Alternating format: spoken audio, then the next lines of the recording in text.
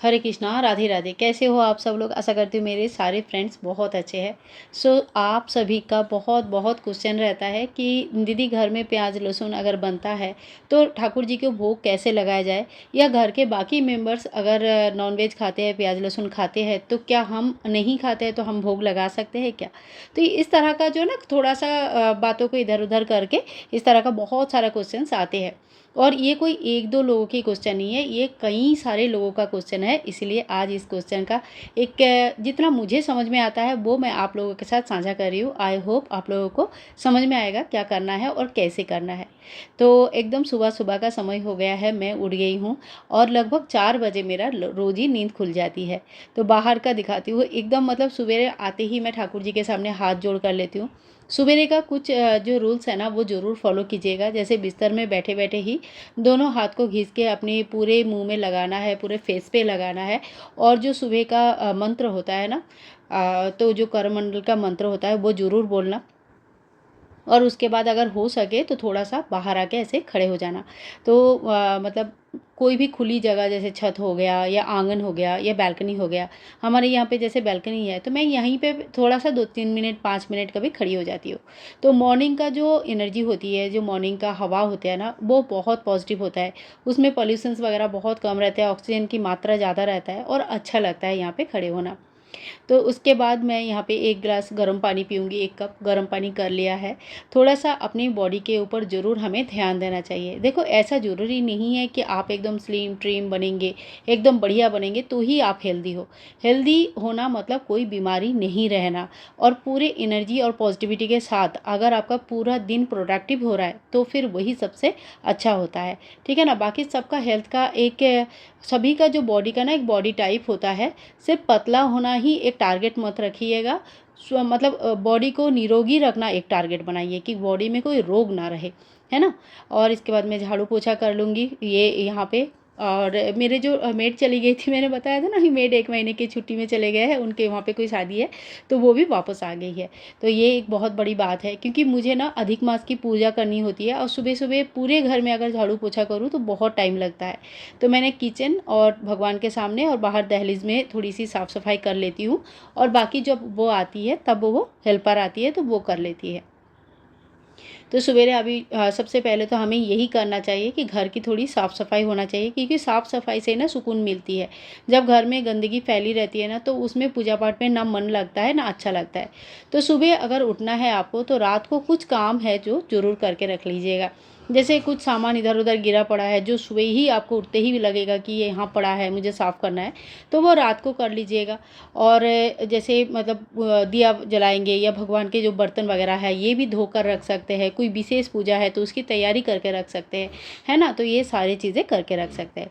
अब मेरा स्नान हो गया, सबसे पहले सूर्य नारायण को जल चढ़ाऊँगी और जो मेरा डेली का कथा है वो पढ़ लूँगी। तो देखो, एक क्वेश्चन आता है कि जो नॉन-वेज होता है या जो प्याज़ लहसुन खाते हैं वो कैसे अपना ठाकुर जी को भोग लगाएँ? बहुत बार ये क्वेश्चन आते हैं। तो घर में घर गृहस्थ है, सबसे पहले तो हमें ये समझना पड़ेगा कि हम जब गृहस्थ में रहते हैं ना, तो गृहस्थ का एक अलग रूल होता है हर जगह का। जैसे आप अगर कोई देवता के यहाँ पे जाते हैं तो देवताओं का अलग रोल होता है, महादेव के यहाँ पे उनका कुछ रूल्स होता है। वैसे ही दानव, मानव, राक्षस, पिशाच, हर किसी का जो संगठन होता है या हर कोई जिस जगह पे अपने लोगों के साथ रहते हैं तो उनका वहाँ पे खुद का कुछ रूल्स होता है ना? उस रूल को छोड़कर वो लोग वापस मतलब अलग नहीं होते हैं। तो इसी तरह से जो गृहस्थ होता है, गृहस्थ का भी कुछ रूल्स होता है।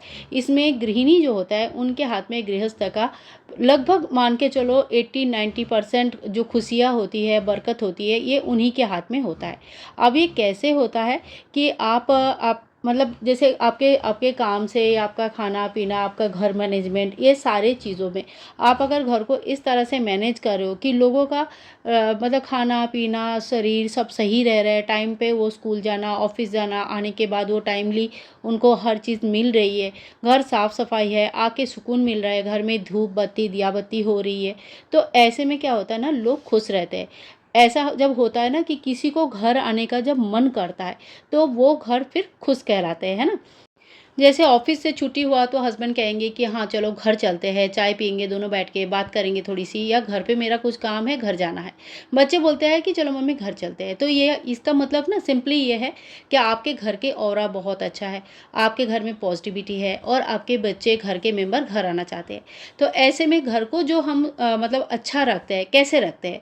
घर के सभी मेंबर को अगर आप ज़बरदस्ती कुछ रूल्स में डालेंगे कि बच्चे हैं फिर भी 4 बजे उठना है, पूजा पाठ करनी है, जो प्याज़ लहसुन खा रहे हैं उनका सब कुछ बंद करवाना है, ज़बरदस्ती उनको जो है ना ये नियम से रहना है, फलाहारी भोजन करना है, तो क्या वो खुश रह पाएँगे? नहीं रह पाएँगे। फिर वो क्या करेंगे? बाहर जाके खाएँगे, है ना?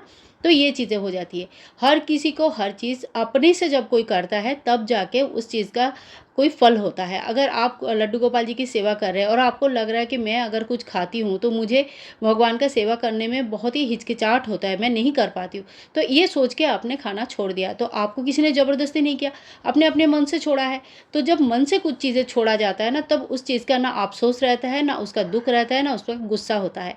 तो इसी तरह से घर के मेंबर अगर अपनी इच्छा से कुछ नहीं खा रहे, छोड़ रहे, आपके साथ कोई 1 दिन का भी व्रत कर रहे, तो फिर ये तो बहुत ही बढ़िया है। लेकिन आप ज़बरदस्ती कभी भी किसी को भी कोई भी चीज़ खाने से मना मत कीजिएगा। आप एक बार बता देना, उनकी विचार, उनके कर्म, उनके धर्म उनके साथ, सभी का अपना-अपना धर्म होता है।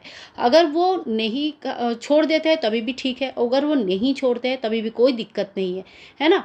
ज़बरदस्ती कुछ चीज़ करेंगे तो चीज़ें बिगड़ेगी। अब मैं ये इसमें आती हूँ कि घर के बाकी लोग चलो प्याज़, लहसुन वग़ैरह खा रहे हैं या घर के सभी लोग खा रहे हैं, ठीक है ना? ऐसे में आपको मन है कि लड्डू गोपाल जी को भी भोग लगाना है, तो कैसे भोग लगाएँगे? तो बर्तन हमेशा अलग होना चाहिए। जैसे मेरे पास एक छोटी-सी कढ़ाई, एक नहीं 2-3 कढ़ाई ऐसे है छोटे से, अलग से है, जो भगवान के जिस दिन भोग बनता है तो सारी कढ़ाइयाँ मैं निकालती हूँ, नहीं तो एक छोटी कढ़ाई मेरी हमेशा बाहर रहती है, जिसमें मैं ठाकुर जी के लिए भोग बनाती हूँ। तो आपको थोड़ी मेहनत ज़्यादा करनी पड़ेगी, आलस से दूर रहना पड़ेगा। आलस करोगे कब बनाएँगे, नहीं बनाएँगे, छोड़ देते हैं, तो फिर नहीं बनती है, ठीक है ना? तो आप एक छोटा-सा बर्तन, एक मतलब एक कलछुल और एक छोटा-सा कढ़ाई रख लो, और भगवान को भोग लगाने का बर्तन तो हमेशा ही अलग होता है। ये जिस बर्तन में हम लोग खाना खाएँगे उसमें तो कभी भी नहीं भोग लगाया जाता है। अब भोग में क्या लगाएँगे? देखिए, आलू की सब्ज़ी बना सकते हैं, हलवा, रवा, खीर, पूरी, ये सारी चीज़ें बनाया जाता है ना? भगवान को मीठे भोजन बहुत पसंद है कि कोई भी मीठा चीज़ का भोजन बना सकते हैं। फिर जो लड्डू वगैरह बनता है, पंजीरी बनती है, ये सारी चीज़ें बनाया जाता है। तो भोग का तो ऐसा है ना कि बिना प्याज़ लहसुन का आप खिचड़ी भी बनाकर भोग लगा सकते हैं। बिना प्याज़ लहसुन का भी कोई भी सब्ज़ी बना रहे हैं घर में, वो सब्ज़ी, रोटी भोग में लगा सकते हैं। पराठा बना लिया, उसके साथ दही दे दिया, जैसे गर्मी का टाइम है तो दही इस टाइम पे ठाकुर जी को भोग लगाया जाता है, तो वो कर दिया। वो भी आपके मतलब अच्छा होता है, तो वो भी कर सकते हैं आप, है ना? तो ये भोग लगाना कैसा होता है ना, एक बार शुरू करने से ही धीरे-धीरे समझ में आ जाता है। अब मैं पर्सनली क्या करती हूँ, तो मैं सुबह जब पूजा करती हूँ, ये बहुत सुबह का टाइम होता है और इतने सुबह-सुबह भोग नहीं बन पाती है, ठीक है? क्योंकि बच्चों का स्कूल भी होता है, बहुत सारी चीज़ें होती है, और एक साथ 1 घंटे में अगर मैं बोलूँ कि मतलब दिन का 12 घंटे का काम कंप्लीट हो जाएगा, तो नहीं हो पाएगा। ऐसे में मेरे पास हमेशा ही बतासा, रामदाना, मिश्री वगैरह रहता है। सुबेरे का दूध का भोग मेरा कंपल्सरी है, और फ्रूट्स मेरे घर में हमेशा रहता है। तो ये सुबह का ये कुछ चीज़ें हैं जो मैं भोग में हमेशा ही सुबह उठते ही, जैसे ही पूजा पाठ हो जाएगा, पहला भोग जो लगेगा यही मैं भोग में लगा देती हूँ। इसके बाद देखिए, जब बच्चों के लिए टिफ़िन बनता है, तो कभी-कभी बच्चों के लिए कुछ ऐसा टिफ़िन बनता है जैसे ब्रेड वगैरह बनता है, तो वो तो मैं भोग में नहीं लगाती हूँ। क्योंकि तामसिक आहार होते हैं, ब्रेड जो है ना कोई फ्रेश चीज़ें नहीं है, दुकान से लाया हुआ चीज़ है, फ्रेश नहीं होती है ब्रेड कभी भी, तो वो मैं भोग में नहीं लगाती हूँ। लेकिन जब घर में पराठे, रोटी वगैरह बनता है या हलवा बनती है, तो मैं उसमें भोग में लगाती हूँ। जैसे अभी मेरा आप देख रहे हो पूजा पाठ हो गया है, यहाँ पे मैंने फलों का भोग लगा दिया, और इससे पहले सबसे पहले तो मैं दूध का भोग लगा दिया था, और वो मेरे कंपल्सरी भोग रहता है डेली का, ठीक है। इसके बाद मैंने 1 दिन पहले ही दाल और चावल जो है ना भिगो के रख दिया था, पीस के रख दिया था, मतलब डोसा का जो बैटर है वो तैयार करके रख दिया था। तो ये मेरे डोसा का बैटर तैयार हो गया है, बहुत ही मतलब अच्छी तरह से इससे बहुत सारी चीज़ें बन जाती है। जैसे आप चाहे तो उत्तपम बना सकते हैं, इडली बना सकते हैं, अप्पम बना सकते हैं, डोसा बना सकते हैं, मतलब बहुत सारी चीज़ें बनती है, अलग-अलग मतलब तरीके से बहुत सारी चीज़ें बनती है। और ये जो बैटर है 2-3 दिन तक फ्रिज में, अगर आपका नॉन-वेज नहीं रहता है, तो फ्रिज में भी आप स्टोर करके रख सकते हैं। नॉन-वेज भी रहता है तो अपने खाने के लिए रख ही सकते हैं, बस भगवान को भोग नहीं लगेगा। तो ये कांच का एक कप है, मैंने बहुत दिन पहले लिया था और मतलब इसको ना मैं कभी अपने काम के लिए यूज़ नहीं करती हूँ। तो इसी में मैं आज जो है ना ठाकुर जी के लिए ये बैटर से जो थोड़ी-सी उत्तपम जैसा छोटे-छोटे बना लूँगी, है ना? तो यहाँ पे देखिए ये मेरा एक चॉपर बोर्ड भी अलग से है, जो कि लकड़ी की बनी हुई है और क्योंकि घर में प्याज़ लहसुन बनती है, इसीलिए मैं ये सारी चीज़ें डिटेल्स में आप लोगों के साथ शेयर कर रही हूँ। तो आप एक चाकू जैसे मेरे ये ब्लू वाली चाकू, ये अलग से है, इसमें प्याज़ लहसुन नहीं काटा जाता है। ये जो चॉपर बोर्ड है, ये भी अलग से है, ये मैंने भगवान के लिए अलग से ले रखा है और एक बड़ी चाकू है, वो भी मैंने अलग से ले रखा है। जब कोई बड़ा फल जैसे तरबूज वगैरह काट के भगवान को भोग लगाना होता है, तो बड़ा चाकू चाहिए होता है। तो मुझे ठाकुर जी को भोग लगाने के लिए जो भी सामान मुझे चाहिए होगा, जो मैं अपने सामान का यूज़ नहीं कर सकती, तो वो सारी चीज़ें मेरे पास डबल-डबल है और वो मैं बड़े सँभाल के अच्छे से रख देती हूँ। भगवान का सामान मेरे पास हमेशा साफ-सुथरा सुंदर से रहते हैं। यहाँ पे मैंने थोड़ी-सी नमक डाला है, धनिया के पाउडर डाला है और हल्दी डाली है और जो शिमला मिर्च और साथ में टमाटर ये कट करके मिक्स कर दिया है। अब इसका मैं छोटे-छोटे से बना लूँगी यहाँ पे जो उत्तपम टाइप का होता है ना वैसे ही बनाऊँगी, लेकिन उत्तपम बहुत बड़े होते हैं और ये मैं छोटे-छोटे बनाऊँगी ठाकुर जी के लिए। और जब एक क्वेश्चन और आता है जो भोग लगाते हैं, उस भोग का बाद में हम क्या करें? तो देखो भोग हमेशा जब लग जाते हैं उसके 2-4 मिनट 5 मिनट बाद भगवान के सामने से ले आना चाहिए। वो प्रसाद बनते हैं और जो प्रसाद होते हैं वो घर के सभी मेंबर और इनफैक्ट उस वक़्त आपके घर में कोई बाहर के भी कोई है, तो उनको भी देना चाहिए। अगर वो किसी दूसरे धर्म से बिलॉन्ग करते हैं और उनको लेने में हिचकिचाहट है, तो आप अपने से मतलब देख लेना क्या करना है। अदरवाइज़ तो प्रसाद के ऊपर हक सभी का है और सभी को ही देना चाहिए। तो यहाँ पे देखिए ठाकुर जी के लिए कितना प्यारा-प्यारा बना है, मतलब देखते ही अच्छा लगता है। तो इस तरह से अगर आप आलस छोड़ते हो, थोड़ी-सी आपको मन है कि मैं बनाऊँगी कुछ, सेवई का खीर बहुत जल्दी बन जाता है, वो भी आप फटाफट एक तरफ गैस में रख दीजिए, सेवई का खीर बन जाता है, जब तक रोटी बनती है, खीर भी बन जाता है, रोटी और खीर का भोग लगा दीजिए। तो इस तरह से भोग लगाया जा सकता है। तो ठाकुर जी को ऐसा नहीं कि आप प्याज़ लहसुन खाते हो तो पूजा नहीं कर सकते, भोग नहीं लगा सकते, ऐसा कुछ नहीं है। आप शुद्ध रहिए, ठाकुर जी को कुछ भी भोग लगाने से पहले आप प्याज़ लहसुन वगैरह मत खाइएगा, पहले भोग लगाइए उसके बाद आपका खाना-पीना शुरू कीजिएगा और ठाकुर जी के बर्तन अलग रखिएगा। उनका जो भोग बनेगा वो भोग का व्यवस्था थोड़ा-सा सोच के रखिए कि मैं कल ये बना दूँगी, कल मैं वो बना दूँगी, है ना? और एक चीज़ ध्यान से देखना कि जो भी आप भोग में बनाओगे, वो चीज़ बच्चों को ज़रूर पसंद आती है क्योंकि ठाकुर जी का जो भोग होता है ना, वो बच्चों को ज़रूर पसंद आती है। सो फ्रेंड्स आज का वीडियो मैं यहीं पे एंड करूँगी। आई होप आप लोगों को काफ़ी सारे क्वेश्चन का मतलब जितने सारे सवाल था उसका जवाब आपको मिला होगा। तो हरे कृष्णा, राधे राधे।